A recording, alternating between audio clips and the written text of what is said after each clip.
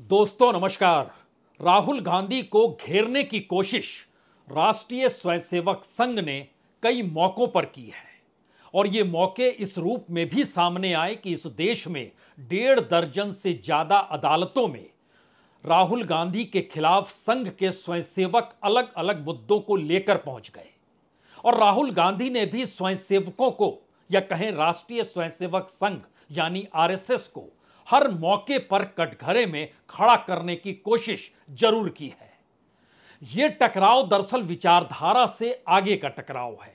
यह एक ऐसा टकराव है जिसमें संघ की उत्पत्ति और उनकी वजहों से इस देश की राजनीतिक और सामाजिक परिस्थितियों को प्रभावित अपने अनुकूल बनाकर करने की कोशिश जो आरएसएस ने की, उस पर सीधी चोट राहुल गांधी ने कई मौकों पर की है।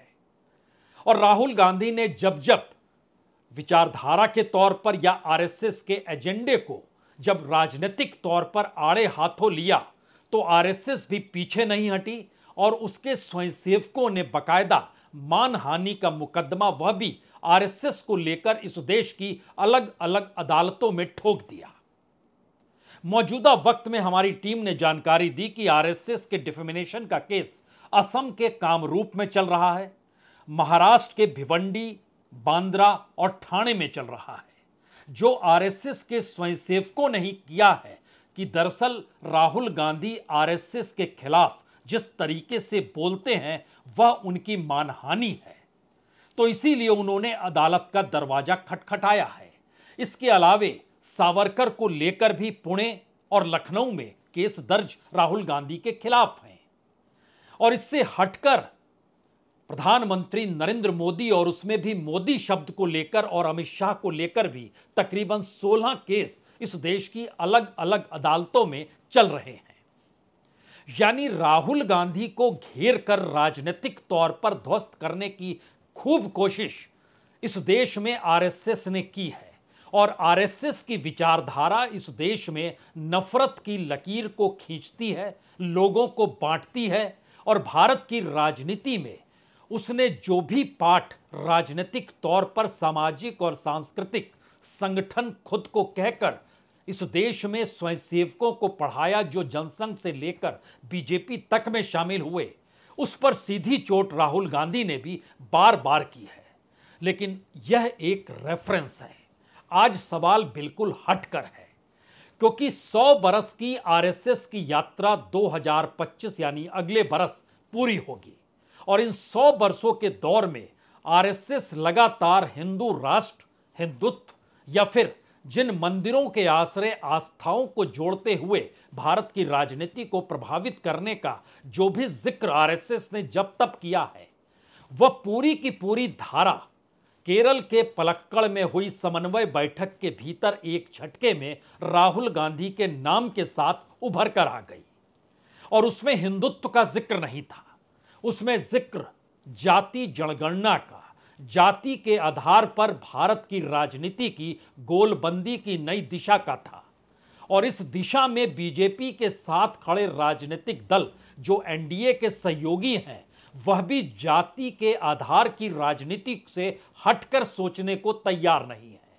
यहां तक कि खुद बीजेपी और उसकी अगुवाई करने वाले प्रधानमंत्री मोदी और अमित शाह दोनों ही जाति समीकरणों के आश्रय ही बीजेपी की जीत देखते हैं।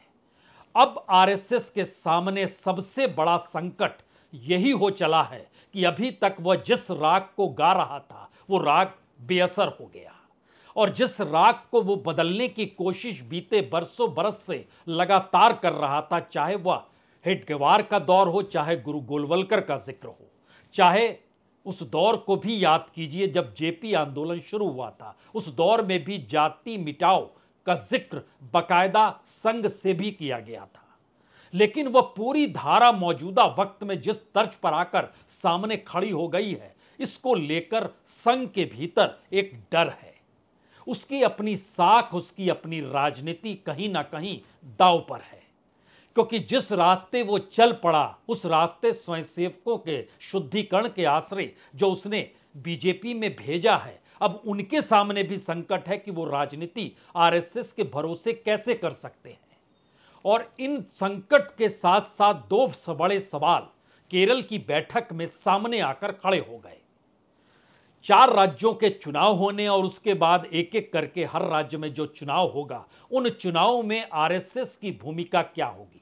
आरएसएस जिस सोच के साथ चाहता है कि राजनीति के मैदान में उतरे, उस मैदान में उतरने के लिए उसको हिंदुत्व का एजेंडा चाहिए और हिंदुत्व के एजेंडे को साथ लेकर दिल्ली की सत्ता तैयार नहीं है कि वह चले। उसने तो सबसे बड़े हिंदुत्व के महाराष्ट्र के भीतर के उस शिवसेना को ही दो फाड़ कर दिया, जहां पर उसे लगते रहा, आरएसएस को लगते रहा कि दरअसल शिवसेना तो साथ रहनी चाहिए, लेकिन दिल्ली की सत्ता को यह मंजूर नहीं। तो राजनीतिक तौर पर चुनाव को लेकर अब टकराव आरएसएस और बीजेपी में कितना बड़ा है और राज्य दर राज्य गंवाने की स्थिति में कैसे हैं, और यही बात जेपी नड्डा जो है, जो देश के प्रधानमंत्री नरेंद्र मोदी जो एक वक्त आरएसएस के प्रचारक रह चुके हैं, उनके संदेश को लेकर वह पलक्कड़ पहुंचे हैं और पलक्कड़ में बैठक उनके साथ शामिल हुए। उससे पहले मुलाकात भी की, मोहन भागवत जी से उनकी मुलाकात हुई, दत्तात्रेय होसबोले के साथ बातचीत भी हुई और उसके बाद बैठक के बाद सिलसिला समन्वय का यह मतलब होता है कि जितने भी संगठन हैं वो अपने मुश्किल हालातों को दूसरे संगठनों के सामने रखने की कोशिश करें और जो संगठन उस पर प्रभावी तौर पर उस मुद्दे से जुड़कर उस खास संगठन को आगे बढ़ाने में सहयोग कर सकता है तो वो साथ खड़ा हो। इस दौर में बीते 10 बरस में आपने कभी यह तस्वीर देखी नहीं होगी कि बीजेपी के अध्यक्ष सामने की कतार में इस तर्ज पर बैठे हुए हैं और जेपी नड्डा उस तर्ज पर बैठे हुए जब नजर आज आए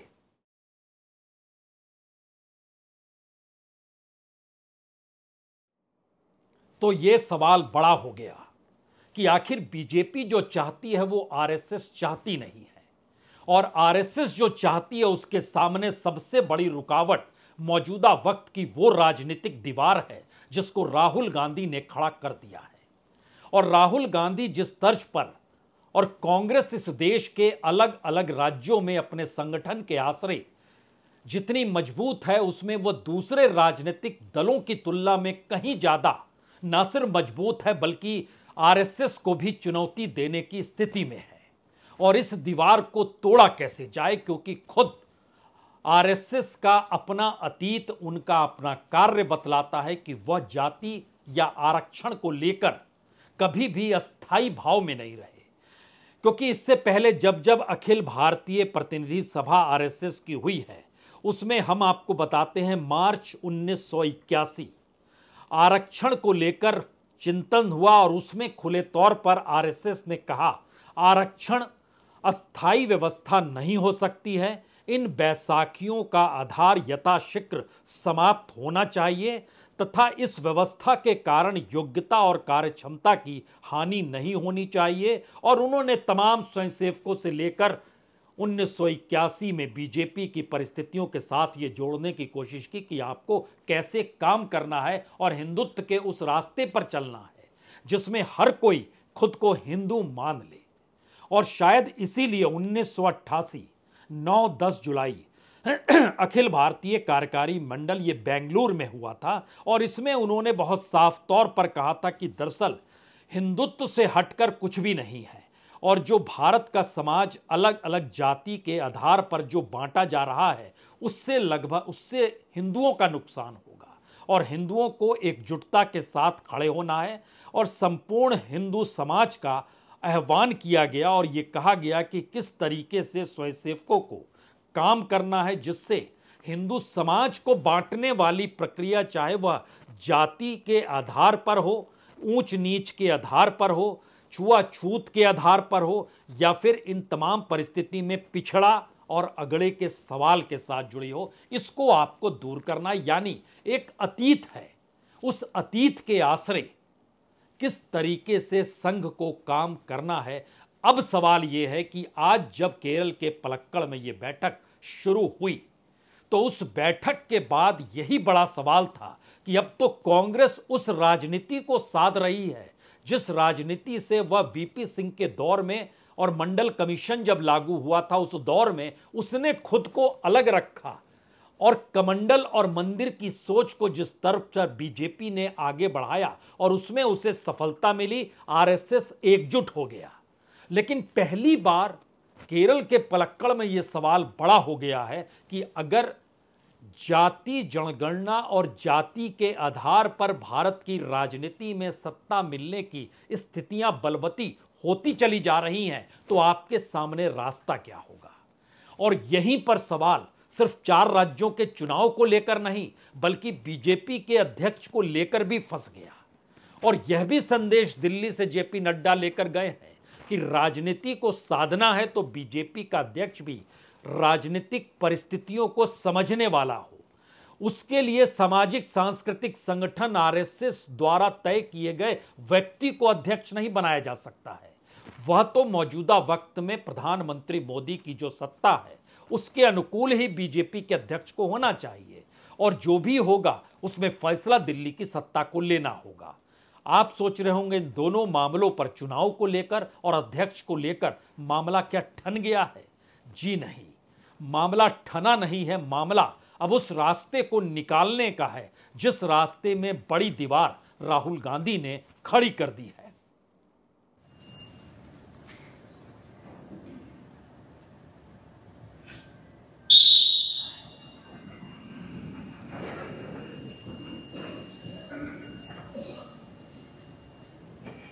ओम गच्छध्वं संवदध्वं संभोमना सिजानताम्। ओम संगच्छध्वं संवदध्वं संभोमना सिजानताम्। एवापारे यथा पूर्वे संजानानाम् उपासते समानो अनेन भविष्यात्तूनि समानि वदातु। ओम शांति शांति शांति। ये बैठक आज सुबह ही शुरू हुई और उस दौर में राजनीतिक तौर पर जो मंथन हुआ उसमें बताया गया, वायनाड में जो कुछ हुआ है, जो हादसे हुए हैं उसको लेकर शोक प्रकट किया गया। लेकिन केरल के भीतर राजनीतिक तौर पर बीजेपी कितनी मजबूत हो गई है इसको भी राजनीतिक ताकत के लिहाज से देखने की दृष्टि पैदा की गई और बताया गया कि देखिए केरल में 5142 संघ की शाखाएं हैं। यहां यह समझ लेना होगा कि 2014 में जब प्रधानमंत्री नरेंद्र मोदी नहीं बने थे उससे ठीक पहले केरल में शाखाओं की तादाद 4900 थी। आज की तारीख में उसमें लगभग 250 शाखाओं का और ज्यादा हुआ है। 10 बरस में सिर्फ 250 शाखाएं बढ़ी हैं। और चुनावी सफलता त्रिशूर में पहली बार बीजेपी का एमपी चुना गया जो अभिनेता है, कलाकार हैं। पलक्कड़ में 24% वोट मिल गए। लेकिन 2014 में 10.5% वोट था। 2019 में यह 13% हो गया। 2024 में यह बढ़कर लगभग 16.8% हो गया। तो केरल जैसे वामपंथी राजनीतिक जमीन पर भी राजनीतिक तौर पर प्रधानमंत्री मोदी जब सेंध लगा सकते हैं तो इस देश की राजनीति में कहीं ना कहीं संघ के स्वयंसेवकों को साथ चलना होगा। और संघ के स्वयंसेवक कैसे साथ चलें अगर उनका पूरा का पूरा अपना अध्ययन जो 100 बरस का है जिसमें वो हिंदू राष्ट्र और जाति समीकरण और आरक्षण से हटकर भारत के समाज को एक दिशा में और एक तरीके से देखना चाहते थे, उससे हटकर अगर दिल्ली में बैठी हुई राजनीतिक सत्ता की सोच है तो अब यह लड़ाई कैसे लड़ी जाए। और इस लड़ाई में दिल्ली की सत्ता को अब आरएसएस का पूरा सहयोग चाहिए। और आरएसएस की मुश्किल है कि राहुल गांधी द्वारा उठाए गए मुद्दों की काट उसके सामने कुछ भी नहीं है, क्योंकि वह मुद्दे उन तमाम दूसरे राजनीतिक दलों के लिए ऑक्सीजन है जो इस दौर में वो भूल गए थे। और भूली हुई परिस्थिति में बार बार हिंदुत्व का जिक्र करके 2014 के बाद की परिस्थिति में उत्तर प्रदेश भी जीत ले गए, 2 बार जीत गए, 2017 में भी और 2022 में भी। यह परिस्थिति आज की तारीख में मध्य प्रदेश के भीतर भी है। यह परिस्थिति बनाने की कोशिश राजस्थान और छत्तीसगढ़ में भी है। इसी परिस्थिति को बनाने की दिशा में कर्नाटक में भी आगे बढ़े थे, लेकिन कर्नाटक में भी जिस लिहाज से कांग्रेस ने राजनीति साधी उसमें बजरंग दल को बजरंग बली से जोड़ना भी बीजेपी और आरएसएस के अनुकूल हो नहीं पाया। यानी पहली बार चुनौती आरएसएस के सामने दो तरफा खड़ी हो गई है। पहली बड़ी थ्योरी तो यह है कि हिंदुत्व और दूसरी तरफ जाति समीकरण, अब इस दोनों रास्ते पर कैसे चल पाए। और दूसरी स्थिति है कि हिंदुत्व का जिक्र होते ही जाति समीकरण इस देश के भीतर में राजनीतिक तौर पर बीजेपी के खिलाफ हो जाते हैं, तो सत्ता आपके हाथ में रहेगी नहीं और सत्ता हर हाल में चाहिए। यही मंत्र पलक्कड़ के भीतर से निकालने की कोशिश हो रही है। और सवाल आरएसएस के स्वयंसेवक अब ये उठाने लगे हैं कि बीते 10 बरस में आरएसएस और उससे जुड़े हुए तमाम संगठनों को दिल्ली से हाँका गया, कमजोर किया गया, उनके मुद्दों को दरकिनार किया गया। और आज जब समन्वय बैठक में यह सवाल है कि इस देश के किसान किसके साथ खड़े होंगे, तो किसान संघ कहीं नहीं है। इस देश के मजदूरों का सवाल आएगा तो भारतीय मजदूर संघ बीएमएस इस दौर में कहीं नहीं है। आदिवासियों के वोट भी इस दौर में बीजेपी से खिसके हैं और इंडिया गठबंधन के हक में ज्यादा गए हैं। दलितों के वोट भी इंडिया गठबंधन के पक्ष में ज्यादा गए हैं। तो आप राजनीतिक तौर पर सफल नहीं हो पा रहे हैं और उसके बावजूद भी आप चाहते हैं कि अध्यक्ष भी आपकी इच्छा से हो और पॉलिटिकल एजेंडा भी आपकी इच्छा से चले। यह स्वयंसेवक और बीजेपी के भीतर का एक टकराव है। और यह टकराव राजनीतिक शक्ल के तौर पर ऐसा नहीं है कि कोई किसी को गिरा देगा। सवाल सिर्फ इतना है कि प्रधानमंत्री नरेंद्र मोदी की उम्र आरएसएस के दरबार में कितनी है और आरएसएस की अपनी साख या आरएसएस की अपनी विचारधारा को लेकर उसकी अपनी समाज में मान्यता, वह प्रधानमंत्री मोदी की राजनीति के सामने कितने दिनों की है। यानी अस्तित्व की लड़ाई दोनों लड़ रहे हैं। यानी इस दौर में राहुल गांधी का जिक्र या उनके द्वारा उठाए गए मुद्दों का जिक्र भी हो जाएगा, यह कल्पना कम से कम 100वें वर्ष में तो कभी नहीं की गई होगी। लेकिन एक चीज यहां यह भी समझिए, जब जब इस देश में जाति का सवाल इससे पहले आया, जिस किताब का हम जिक्र आपसे कर रहे हैं वो सवाल दरअसल अयोध्या आंदोलन से पहले या कहें बाबरी मस्जिद विध्वंस से पहले तक में जो भी इस देश के भीतर में अखिल भारतीय प्रतिनिधि मंडल ने जो भी पैमाने पर किया है, प्रस्ताव पास किया है, उस किताब में यह दर्ज है कि जाति के सवाल को लेकर कांग्रेस के साथ आरएसएस खड़ा होती रही है।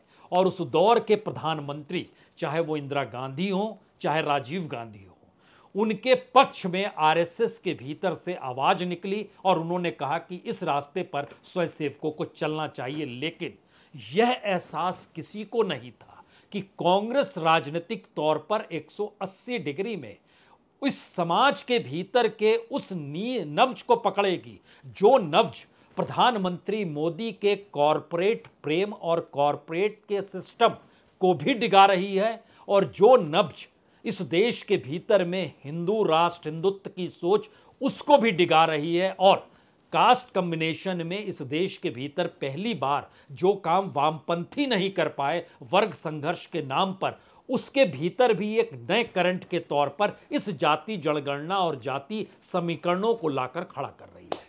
अब रास्ता क्या बचता है, यह सवाल शायद संघ के लिए कहीं बड़ा हो चला है। और शायद इसीलिए आरएसएस के सामने 10 ऐसे बड़े मुद्दे पहली बार आकर खड़े हो गए हैं जहां पर उसे लगने लगा है कि उसका अपना अस्तित्व बचेगा या नहीं बचेगा। अस्तित्व का मतलब उस साख से है जो 100वें वर्ष में जश्न तो नहीं मनाएंगे, इसको सर संघचालक मोहन भागवत कह चुके हैं, लेकिन जो भागीदारी अलग अलग संगठनों की है, उन संगठनों की जरूरत कितनी और किस रूप में है, यह सवाल पहली बार आरएसएस को डरा रहा है।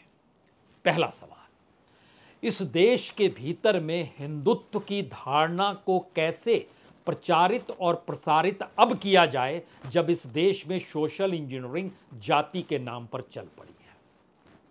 दूसरा सवाल, इस देश के भीतर में किसानों के साथ तो हमेशा से आरएसएस खड़ी रहती थी और किसान संघ ने इस क्षेत्र में सफलता भी पाई, लेकिन लगातार किसानों के आंदोलन से किसान संघ दूर हो गया।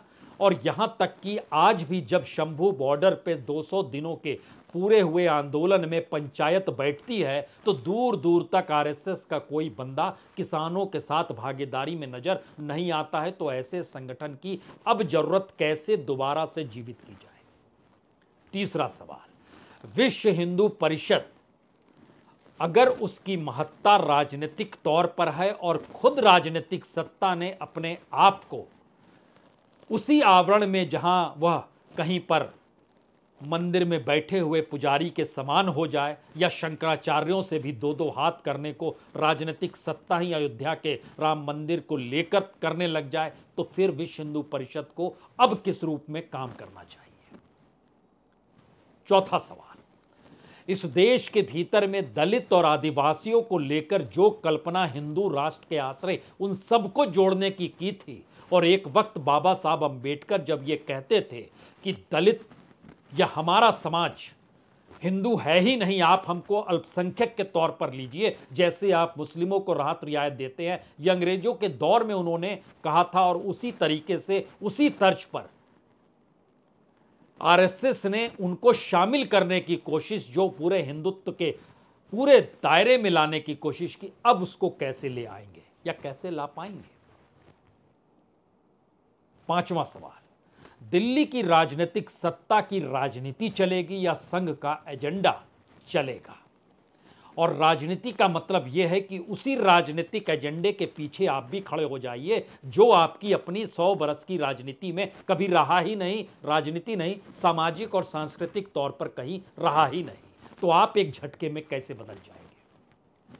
छठा सवाल, इस दौर में खास तौर से जो भारत में पिछड़ा हुआ तबका है और उसकी जो आर्थिक परेशानियां हैं उसको दूर करने की दिशा में अगर मोदी सरकार जातीय समीकरणों के आश्रय काम करेगी, तो फिर आर्थिक तौर पर विपन्न समाज जिसमें अगड़ी जाति के लोग भी हैं, उनको लेकर जो आरएसएस इससे पहले कई मौकों पर अखिल भारतीय प्रतिनिधि सभा में प्रस्ताव पास करती चले गई, अब उनका क्या होगा।